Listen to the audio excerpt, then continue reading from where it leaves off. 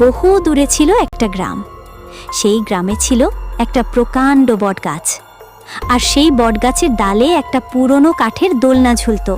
কিন্তু গ্রামের কেউই সেই দোলনায় বসার সাহস করত না, কারণ এর পেছনে ছিল এক ভয়ানক রহস্য। এক রাতে জয়ন্ত আর তার স্ত্রী সুষমা ঘুমোচ্ছিল। হঠাৎ তাদের কানে আসে একটা কান্নার আওয়াজ। কান্নার আওয়াজটা এত করুণ ছিল যে জয়ন্তর ঘুম ভেঙে যায়। সে সুষমাকে ডেকে বলল, সুষমা, ওঠো, আবার সেই কান্নার আওয়াজ শোনা যাচ্ছে। হায় আল্লাহ, আবার সেই কান্নার আওয়াজ। আমার মনে হচ্ছে আওয়াজটা ওই পুরনো বটগাছটার দিক থেকে আসছে। জয়ন্ত সাহস করে জানালার দিকে এগিয়ে যায়। জানালা দিয়ে সে যা দেখে তাতে তার চোখ কপালে উঠে যায়। সে দেখে সেই দোলনায় একজন মহিলা বসে আছে। মহিলাটি একটা সাদা শাড়ি পরে আছে আর করুণভাবে কাঁদছে। জয়ন্ত ভয়ে চিৎকার করে বলে, সুষমা, জলদি এখানে এসো, ওই দোলনায় কেউ বসে আছে। জয়ন্তের কথা শুনে সুষমা তাড়াতাড়ি করে সেখানে চলে আসে। এটা নিশ্চয়ই কোনো পেতনি। ওগো, আমার যে খুব ভয় করছে। আমি শুনেছি ওটা নাকি একটা ভুতুড়ে দোলনা। আরে ধুর, তোমার মাথাটা একদমই গেছে। ও তো একজন সাধারণ মহিলা। তুমি একটু এখানে দাঁড়াও, আমি বাইরে গিয়ে একবার দেখে আসি। কোথায় যাচ্ছ তুমি? তোমার মাথাটা কি পুরো খারাপ হয়ে গেছে? এ যে সাক্ষাৎ বিপদ। আরে বাবা, কিচ্ছু হবে না, একদম চিন্তা করো না। না, আমি কিছুতেই তোমাকে একা বাইরে যেতে দেব না। দুজনে যখন কথা বলছিল, হঠাৎ সেই মহিলা অদৃশ্য হয়ে গেল। এটা দেখে ওরা আতঙ্কে জমে গেল। সুষমা ভয়ে ভয়ে বলল, দেখো, আমি বলেছিলাম না এটা কোনো সাধারণ মহিলা না। এবার বিশ্বাস হলো তো? তুমি ঠিকই বলেছ, এই দোলনায় নিশ্চয়ই কোনো গোলমাল আছে। আজ থেকে আমরা আর ভুলেও ওই দিকে যাব না।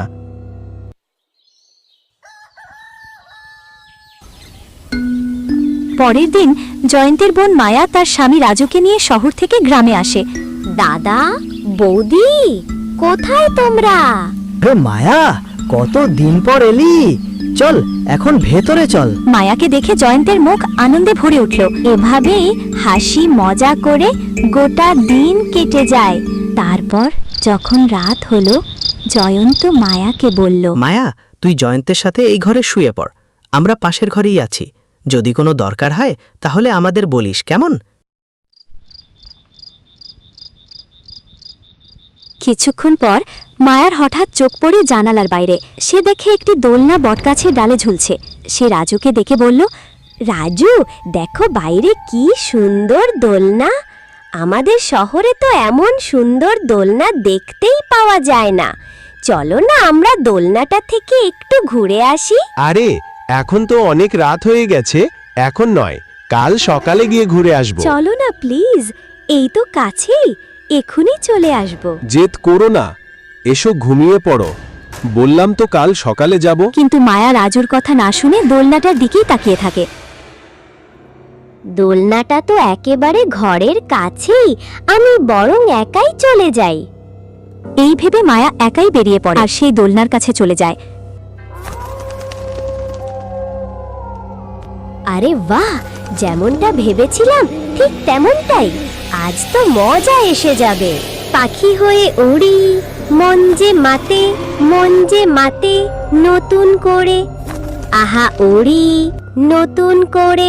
অনেকক্ষণ ধরে মায়া আনন্দের দোল খাচ্ছিল। এরপর সে ভাবে, অনেক তো হলো, এবার ভেতরে যাওয়া যাক। দাদা যদি ঘুম থেকে উঠে দেখে আমি এখানে, তাহলে খুব রাগ করবে।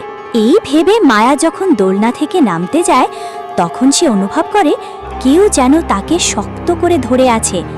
মায়া যতই চেষ্টা করুক না কেন, সে দোলনা থেকে নামতে পারে না। মায়া ভয়ে চিৎকার করে ওঠে, কে আমাকে ধরে রেখেছে? কে আছে এখানে? কেউ আছো? বাঁচাও, বাঁচাও আমাকে।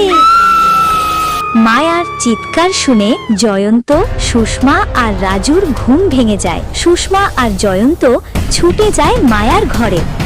তারা মায়াকে ঘরে না দেখতে পেয়ে খুব চিন্তায় পড়ে যায়। রাজু, মায়া কোথায়? আমরা মায়ার চিৎকার শুনলাম। আমি সত্যিই বলছি দাদা, আমি ঘুমিয়ে পড়েছিলাম। ও যে কখন ঘর থেকে বেরিয়ে গেছে আমি টেরই পাইনি।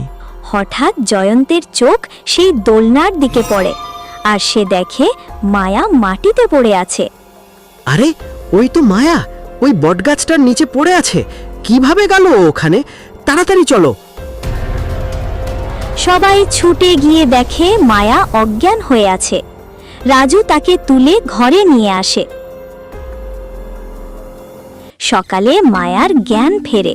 সুষমা তাকে বলে, আজকের পর থেকে আর কোনোদিন ওই দোলনার কাছে যাবি না।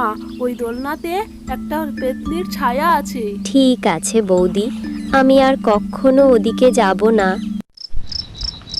রাত গভীর হওয়ার পর সবাই আবার ঘুমিয়ে পড়ে, কিন্তু কিছুক্ষণ পর মায়ার হঠাৎ ঘুম ভেঙে যায়।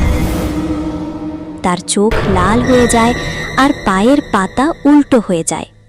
সে ঘর থেকে বেরিয়ে দোলনার দিকে হাঁটতে থাকে। এরপর মায়া দোলনায় বসে হাসতে থাকে। তার সেই হাসি শুনে জয়ন্তের ঘুম ভেঙে যায়। জয়ন্ত আর সুষমা রাজুর ঘরে এসে দেখে মায়া সেখানে নেই। তারা সবাই খুব চিন্তিত হয়ে পড়ে। এরপর তারা জানালা দিয়ে বাইরে তাকায় আর দেখে মায়া সেই দোলনায় বসে হাসছে আর দোল খাচ্ছে। হাই রে, ও আবার ওই দোলনার কাছে চলে গেছে। রাজু, তোমার বউকে সামলাতে পারো না?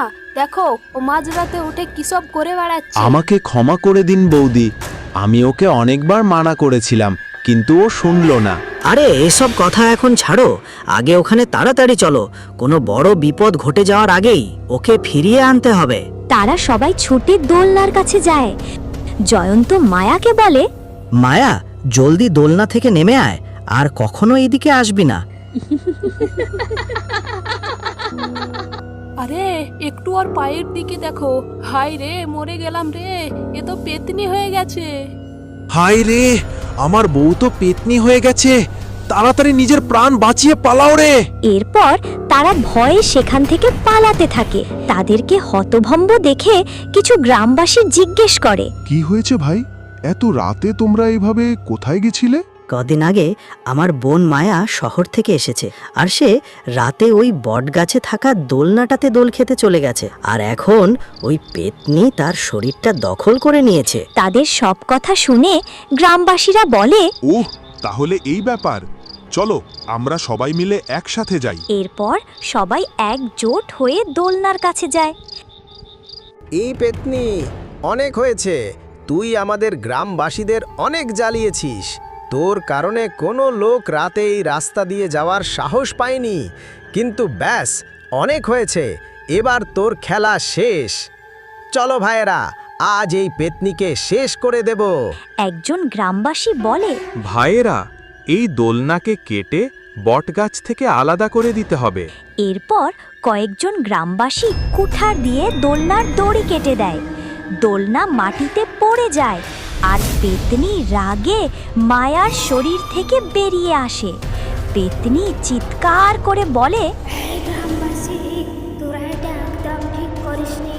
এবার তোরা সবাই মরবি। তখন একজন গ্রামবাসী বুদ্ধি খাটিয়ে বলে, তাড়াতাড়ি এই দোলনায় আগুন লাগিয়ে দাও। কে জানে, হয়তো দোলনাটা জ্বলে গেলে পেতনিটাও মরে যাবে। এরপর তারা দোলনায় আগুন লাগিয়ে দেয়। দোলনায় আগুন লাগতেই পেতনি চিৎকার করতে থাকে। পেতনি দোলনার সাথে জ্বলে ছাই হয়ে যায়, আর গ্রামের মানুষরা সেই ভুতুড়ে দোলনার থেকে চিরকালের জন্য মুক্তি পায়।